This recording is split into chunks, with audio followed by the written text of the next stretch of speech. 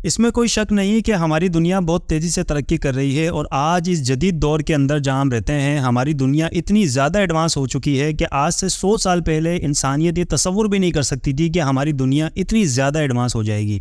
कल जो वाक़या पेश आया चेयरलिफ्ट वाला, उसे देखने के बाद मैं ये सोचने पर मजबूर हो गया कि दुनिया ने इतनी तरक्की इंसानियत को बचाने के लिए हासिल की है या इंसानियत को तबाह करने के लिए हासिल की है। आज की इस वीडियो में हम इसी पर बात करेंगे।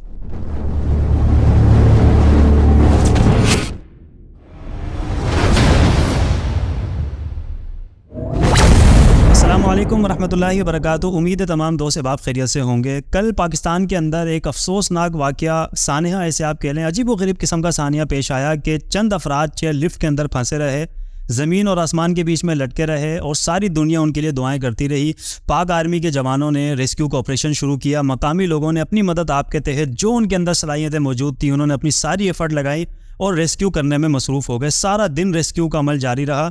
इंसानियत दुआ कर रही थी, पूरी कौम मिलकर दुआएं कर रही थी, हम भी दुआ करने वाले में शामिल थे। लेकिन ये सारा सिनेरियो देखते हुए मेरे जहन में एक बात खटक रही थी कि यार, हम जिस जदीद दौर में रहते हैं, दुनिया इतनी एडवांस हो चुकी है कि हम एक जगह पर बैठकर एक बटन दबाएं और पूरा शहर सफ़े हस्ती से मिट जाए। इतनी जदीद टेक्नोलॉजी, ये आज की बात नहीं कर रहा, आज से 70-75 साल पहले की मैं टेक्नोलॉजी बता रहा हूँ आपको, जो अमेरिका ने एक बटन दबाया था और हिरोशिमा नागासाकी दुनिया के नक्शे से ख़त्म हो गए थे और आज तक वहाँ पर फसल पैदा नहीं होती। इतनी जदीद हमारे पास टेक्नोलॉजी इंसानियत को ख़त्म करने के लिए है। तो मेरे जहन में ये सवाल आया कि क्या इंसानियत को बचाने के लिए भी दुनिया ने कोई तरक्की या कोई डेवलपमेंट या कोई अचीवमेंट हासिल की है कि एक छोटी सी 8-10 फीट की जो ना डोली, या जिसको हम केबिन कह रहे हैं, वो हवा में लटका रहा पूरा दिन और एक हेलीकॉप्टर जो है वहाँ पर मौजूद रहा और एक कैप्टन या एक कमांडो जो है वो उन सबको रेस्क्यू करने की कोशिश पूरा दिन करता रहा। ये अच्छा, ऐसा नहीं है कि ये सिर्फ पाकिस्तान के अंदर है भाई। ये वाक़या अगर अमेरिका के अंदर भी होता ना, या यूरोपियन कंट्री में भी होता, तो वहाँ पर भी यही एक ज़रिया था उनको रेस्क्यू करने का। हेलीकॉप्टर के अंदर से कमांडोज लटकते, कोई जल्दी करता, कोई देर से करता, ये डिफरेंस हो सकता था। लेकिन टेक्नोलॉजी यही है कि हेलीकॉप्टर से लटक के उनकी जान बचानी है। इसके अलावा कोई और दुनिया के अंदर, मौजूदा दौर के अंदर, आज की तारीख के अंदर कोई दूसरी टेक्नोलॉजी नहीं है कि इस कंडीशन के अंदर अगर कोई ज़मीन और आसमान के बीच में लटक जाए चेयर लिफ्ट से, तार से, तो उनको बचाने का कोई और ज़रिया हेलीकॉप्टर और कमांडो के अलावा कोई नज़र नहीं आता। तो सवाल ये बनता है, क्या इतनी जदीद टेक्नोलॉजी हमारे पास मौजूद है कि हम एक कमरे में बैठकर बटन दबाएं और पूरा मुल्क सफ़े हस्ती से मिट जाए? ऐसे दौर के अंदर अगर इंसानियत की बचाने पे बात आए, रेस्क्यू टीम की बात आए, तो हमने कितनी तरक्की हासिल की है? दुनिया किस मोड़ पर खड़ी है कि अगर कहीं जंगल में आग लग जाती है, देखें ना, ऑस्ट्रेलिया के अंदर आग लगती है, महीनों तक आग भड़कती रहती है, हम सिर्फ जहाज़ों से पानी फेंकते हैं। इसके अलावा हमारे पास कोई टेक्नोलॉजी मौजूद नहीं है। काश ऐसा होता कि एक मिसाइल हमारे पास ऐसा भी मौजूद होता कि किसी जंगल में आग लगे और हम वहाँ से शाहीन 3 जैसे हमारे पास है, इंडिया का ब्रह्मोस मिसाइल है, अमेरिका के पता नहीं क्या क्या नाम है, चाइना के मिसाइल है, इस तरह के कोई मिसाइल होते कि जंगल में जहाँ आग लगी है वहाँ पर वो मिसाइल ब्लास्ट करते और धमाके की सूरत में वहाँ से इतना सारा ऑक्सीजन या गैसेस निकलती जो गैसेस आग को बुझा सकती थी। तो क्या ये पॉसिबिलिटी हमारे पास नहीं है? बिल्कुल हो सकती है, लेकिन इस तरफ तवज्जो नहीं जाती। चंद साल पहले की मैं बात करूं, गालिबन 1.5 या 2 साल पहले का वाक़या आपको शायद याद हो। पाकिस्तान का, मेरे मुल्क का ही वाक़या है कि 5 सगे भाई एक पत्थर के ऊपर, चारों तरफ दरिया है और पत्थर के ऊपर एक दूसरे के रस्सी बांधकर वो ज़िंदगी और मौत की लड़ाई लड़ रहे थे और आखिरकार वो ज़िंदगी की बाजी हार गए। वो 5 के 5 जवान भाई दरिया में डूबकर जान से चले गए, उनको कोई बचा नहीं सका। ऐसी कोई टेक्नोलॉजी है ही नहीं। समंदर में तो लोग जहाज़ और कश्तियाँ लेके पहुंच जाते हैं, बहते दरिया में कौन सी कश्ती चलेगी? वो 5 भाई जो है अपनी ज़िंदगी की बाजी हार गए। पूरा दिन वो खड़े रहे एक दूसरे से रस्सी बांधकर। ये स्क्रीन पर आप तस्वीर देख रहे होंगे। ये 5 भाई जो है सगे भाई हैं और जवान हैं, 25 से 35 साल के अंदर इन सब की उम्रें हैं। और ये 5 लड़के, जवान लड़के, पत्थर के ऊपर खड़े सारा दिन खड़े रहे और अपनी जान की बाजी हार गए। कोई ऐसी एडवांस टेक्नोलॉजी हमारे पास मौजूद नहीं थी कि उनकी जान बचाई जा सके। हम देखते हैं कि आए दिन यूरोप, एशिया की तरफ से यूरोप में इलीगल तरीके से लोग हिजरत करते हैं, ठीक है, जिस तरह भी करते हैं, लेकिन इंसान है। 300-400 लोग कश्ती में बैठे होते हैं और सारा दिन वो कश्ती डूब रही होती है। आखिरकार 400 लोग, 500 लोग कश्ती में डूब कर मर जाते हैं। उनको बचाने के लिए भी कोई टेक्नोलॉजी मौजूद नहीं है। लेकिन अगर हम बात करें वॉर की, दुनिया के नक्शे से पूरे मुल्क को ख़त्म करने की, सेकंडों के अंदर पूरे शहर को उड़ाने की, तो हमारे पास ऐसी टेक्नोलॉजी मौजूद है कि एक बटन दबाएं, हम एक मिसाइल दाग दें।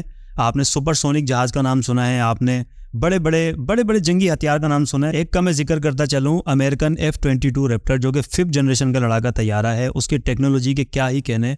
आज से 10-15 साल पुरानी वो टेक्नोलॉजी है। वो इतनी ज़बरदस्त किस्म से वर्क करती है कि चाइना और रशिया जैसे कंट्रीज़ भी उसकी टेक्नोलॉजी को हासिल करने के लिए जो है ना वो मैदान में दौड़ रहे हैं। लेकिन अभी तक अमेरिका के मुकाबले में, F-22 रैप्टर के मुकाबले में कोई वो इस तरह का स्टेल्थ टेक्नोलॉजी का जहाज़ उसके मुकाबले में नहीं बना पाए।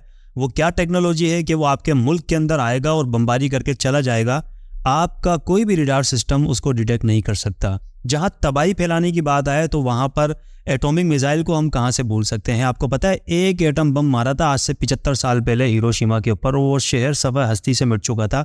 आज 70 साल बाद टेक्नोलॉजी के क्या ही कहने। आप अंदाज़ा लगाएं कि कितने ख़तरनाक हथियार हमारे पास मौजूद है दुनिया के पास। रशिया की अगर हम बात करें तो खाली रशिया के अकेले के पास 8,500 से ज़्यादा एटॉमिक मिसाइल हैं। इसका 2% भी दुनिया में इस्तेमाल हो जाए ना तो दुनिया तबाह हो जाए। अमेरिका के पास 4,500 से ज़्यादा एटॉमिक मिसाइल है। ख़ुद मेरा मुल्क पाकिस्तान, इसके पास भी 200 से ज़्यादा एटॉमिक मिसाइल मौजूद है।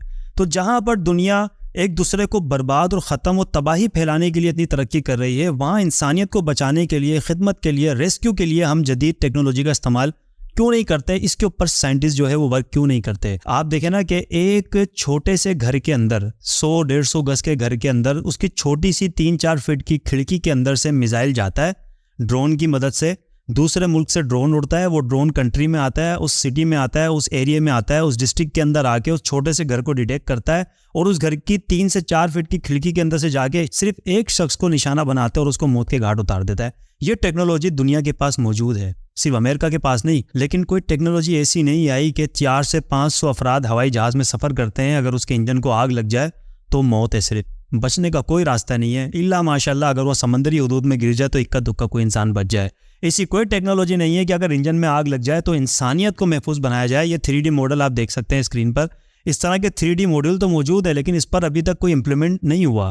तो वीडियो का मकसद ये है कि जहाँ पर हम इंसानियत को तबाह और बर्बाद करने के लिए जिद्दत इख्तियार करते जा रहे हैं, टेक्नोलॉजीज़ में इजाफा करते जा रहे हैं, दुनिया को मॉडर्न से मॉडर्न करते जा रहे हैं। देखें ना, अभी आज ही न्यूज़ आई है इंडिया चांद पर पहुंच गया। मुबारक हो भाई पड़ोसियों आपको, इंडिया चांद पर पहुंच गया। अमेरिका चांद पर काफ़ी पहले जा चुका, रशिया चांद पे काफ़ी पहले जा चुका है। तो जहाँ पर दुनिया के लोग दुनिया छोड़कर मरीख जैसे सैयारे के ऊपर कॉलोनीज बसाने की बात कर रहे हैं, जहाँ पर डेवलपमेंट तो छोड़े, वहाँ पर सांस लेने की भी सहूलत मौजूद नहीं है, वहाँ तो ऑक्सीजन भी नहीं है, वहाँ जाने की इंसान तैयारी कर रहा है। ये एलन मस्क की मैं बात कर रहा हूँ, ये वहाँ कॉलोनीज बसाने की बात कर रहा है।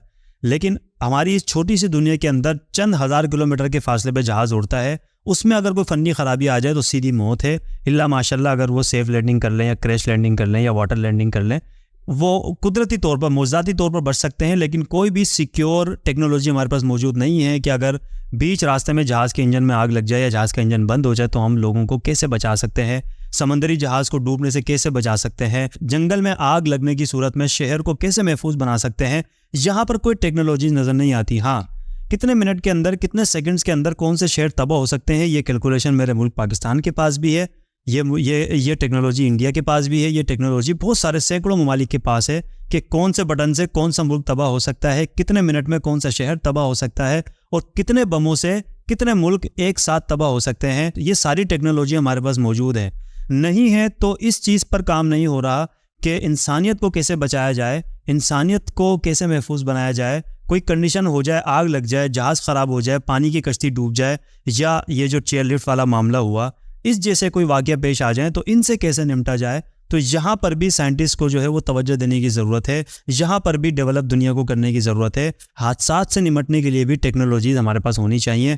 ये एक वीडियो की तरफ से छोटा सा मैसेज था। मेरे जहन में ये बार बार बात आ रही थी कि यार 8 से 10 फीट की एक ट्रॉली या एक छोटे से केबिन के अंदर 8 अफराद पूरा दिन लटके रहे और फोर्सेस ऑपरेशन कर रही हैं। मकामी लोग अपनी मदद आपके तहत वही 100-150 साल पुराना तरीका जो ना वो इस्तेमाल करके, वही आज से 50 साल पहले भी हेलीकॉप्टर के ज़रिए से खम्भों से लोगों को जो ख़ुदकुशी करने जाते थे उनको बचाया जाता था, वही 50-60 साल पुराना तरीका आज इस जदीद दौर के अंदर भी इम्प्लीमेंट हो रहा है।